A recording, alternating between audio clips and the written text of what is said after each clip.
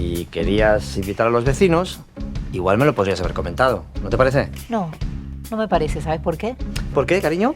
Porque me hubieras dicho que no, como siempre que te propongo algo. Hola. Hola, Ana. Ya que vienen a casa, me parece el momento ideal para sacar el tema. Estás amenazando con que si vienen a cenar se lo vas a decir. ¿Os gustan los temas conflictivos? Nos encantan los temas conflictivos. Pues pasad. Que se vayan a un hotel a follar. Pero no, ¿sabes por qué? Porque les gusta que les oigan. Que en el fondo lo que nos pasa es que les tenemos envidia. Nosotros tendríamos que cambiar el colchón también, porque nuestro tiene ya ¿Qué cosa? mucha guerra. ¿Cómo son vuestras relaciones? ¿Juntos o por separado? ¿Qué más se puede hacer en una alfombra? Follar. Los cuadros temblaban en las paredes. De vez en cuando hacemos el amor. Normal, ¿no? Normal. ¡Palala! Estoy bien. Sí. ¿Habláis de mis orgasmos? ¿Julio te mira las tetas en el ascensor? Sí, siempre. El sexo está aquí. Cada uno es como es. ¿Y de qué vas tú ahora? ¿De moderna liberal que le pone el sexo anal? De hecho, Julio me vendría de puta madre, porque un buen polvo es lo que necesito.